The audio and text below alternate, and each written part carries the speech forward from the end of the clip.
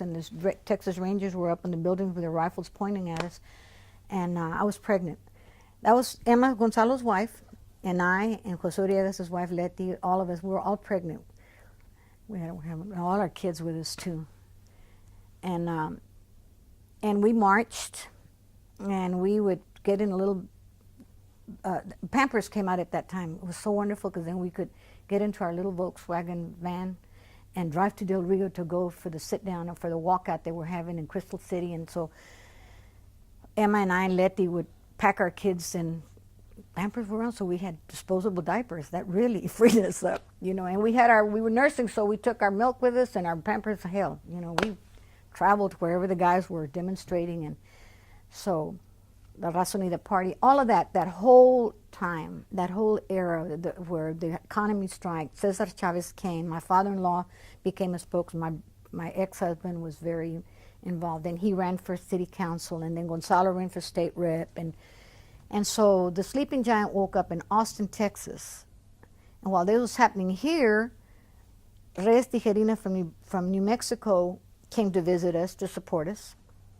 Jorge Gonzalez from Colorado came to support us. He wrote that beautiful poem, what was it, Yo Soy Joaquin? So it was a very exciting time, to be honest with you. I loved it, because I was protesting, and it was the anti-Vietnam War. And I remember we were marching around, and all these hippies, we called them hippies, that they would just march with anybody. And they had already told us that we needed to stay on the sidewalk, and we were passing the governor's mansion here in Austin. And the hippies were picking up rocks and throwing them across into the mansions, you know.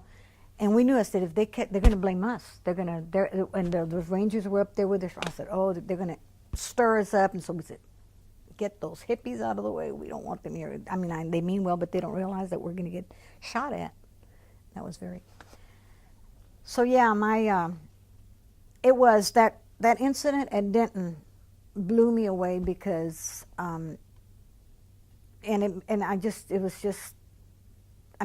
because they did that to me. I mean, they did that to us. So and we couldn't, I don't remember ever going to a restaurant in Lockhart. You know, I don't remember going to, you know, we never even thought about it. There was a couple of them, but we weren't allowed to go. We couldn't go swimming in their swimming pools. But we never went, and then we knew we couldn't go.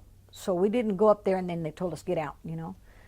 Skating rings, we weren't allowed to go. I mean, the band director took the whole band one time. My sister belonged to the band, and when they went somewhere and they stopped at the skating ring, he took them on a trip, and they wouldn't let the Mexican kids, or the Mexican kids, because we still didn't have black kids with us in our school. So he brought them all back. So how did you find out that Jews were discriminated against? I know you talked about it at TWU, but... It was at TWU.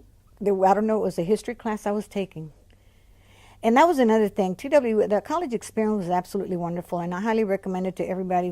I even told my daughters, if you want to go to college, get away from here, go far away.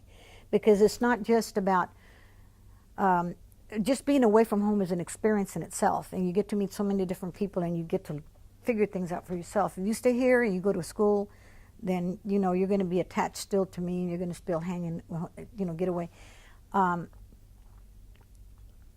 The question was, again, remind me what was, I can go on and on. What was that question again? Just how you found out about about discrimination. It was in a history class. Mm-hmm. I fell in love with history all of a sudden. I didn't, in high school it was boring. It was, I mean, you know, and it was there that they talked about the Jews, and I thought, and they look, I said, what do they look like to me? Everybody looks white. If you weren't brown or black, you were white. There was no Jew, you know what. We had a Polish family lived next to us, but they were white. But they were poor Polish, and they were discriminated against too. They were, you know, they kind of hung around with us. So, otra vez, se me va la onda. Anyway, what else? I forgot. I tell you what, there's so much going on in my mind, because there's so much that I've got. I love sharing this information. Just kind of elaborate on the class you took that you found, where you found out about the Jews being discriminated against. About the what?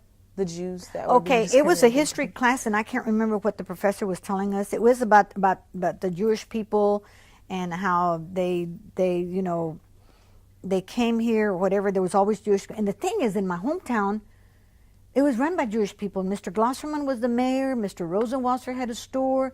All this time, I didn't know that they were Jewish.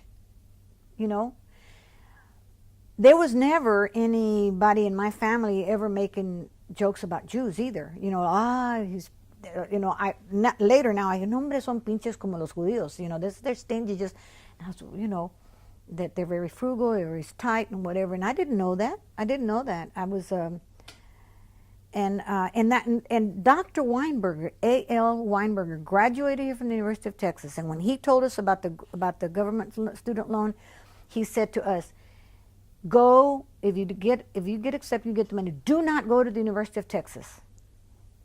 He did. He said, and I'll tell you why.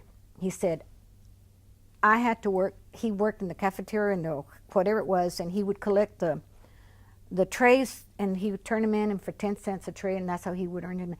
And he mentioned, but he didn't say because I'm Jewish they discriminate. He was kind of do not go to the University of Texas. He says, this is where he told us, go to San Angelo, go to Brenham. I think there was a college there. He mentioned everything, but do not go to the University of Texas. Well, later I found out why.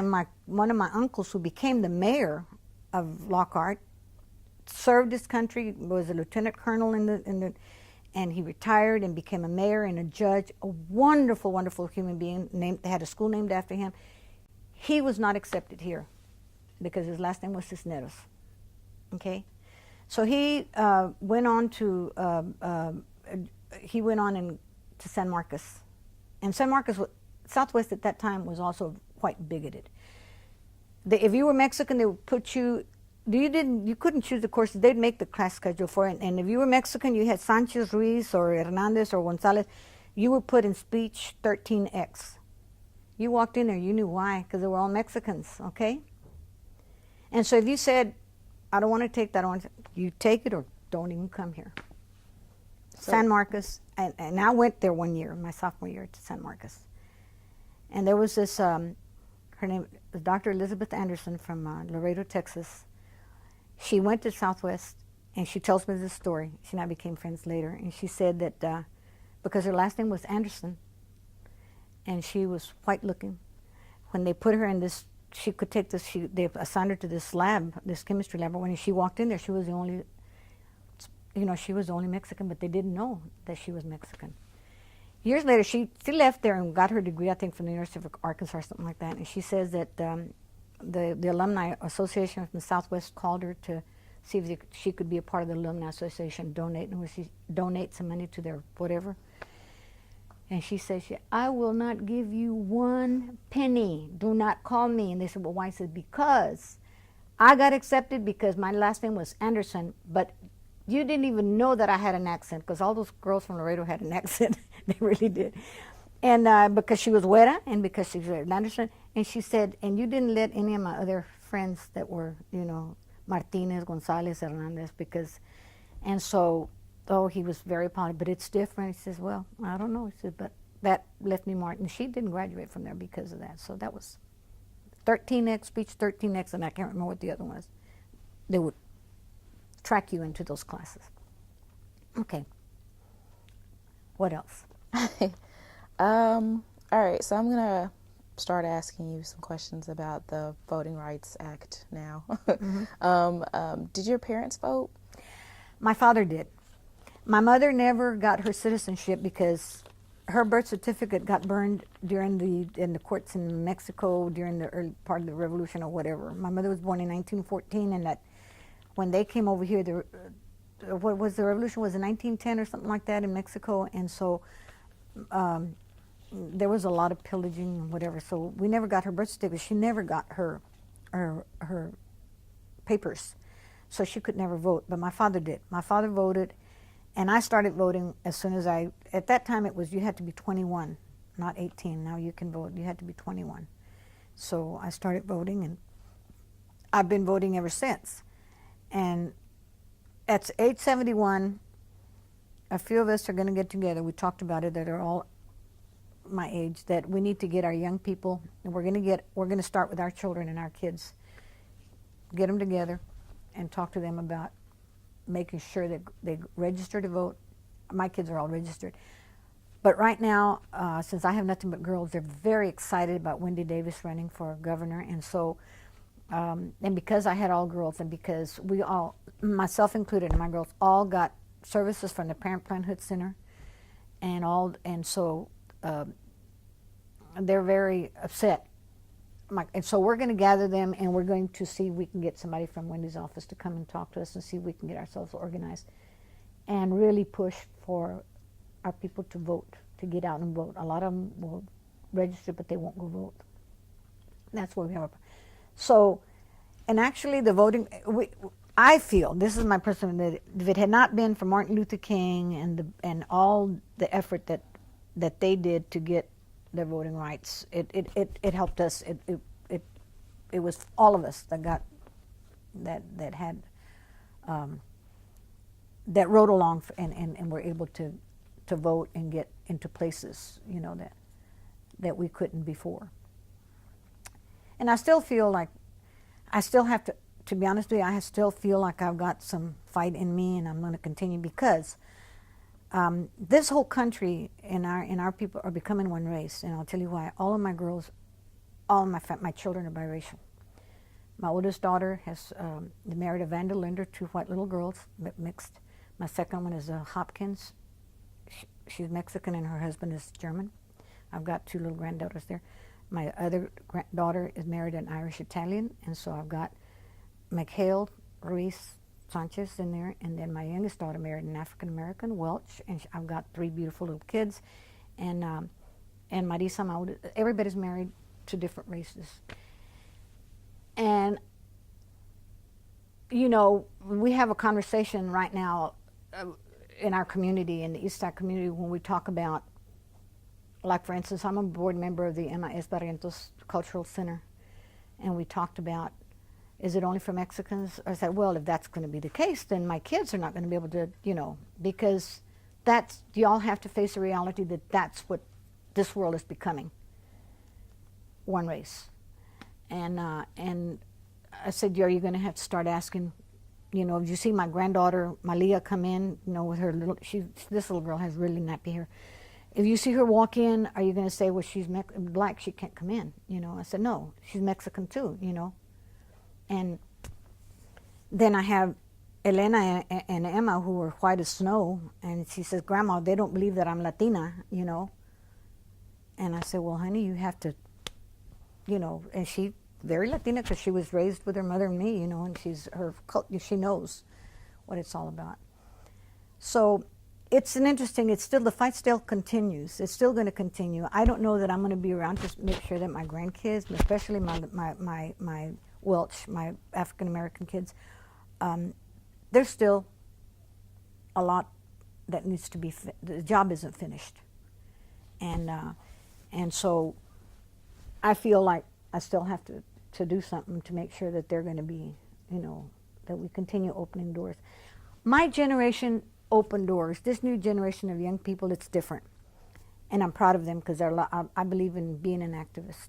And Gonzalo and I talk about it all the time because I said, Gonzalo, we're the old fogies now. You know, they call them the old guard. I said, and the young people are now, you know, sitting on they're putting the old guard down, like, oh, you know, those old people, they don't know what they're, you know. And I said, well, honey, and I told him one time, I said, you don't know that if it hadn't been for these people, for our generation, we wouldn't have we only have 1 Mexican American for city council, only 1 or 2 Mexican. We finally got several in the school board. County commissioner, 1, and we fought for every one of them. Now you go to Laredo, probably Divine, where your teacher's from, and probably the whole council there is all Mexican because it's a very Mexican town, maybe, I don't know. So, you know, the voting and the activism, the fight still continues, and the vote is where we can make a difference.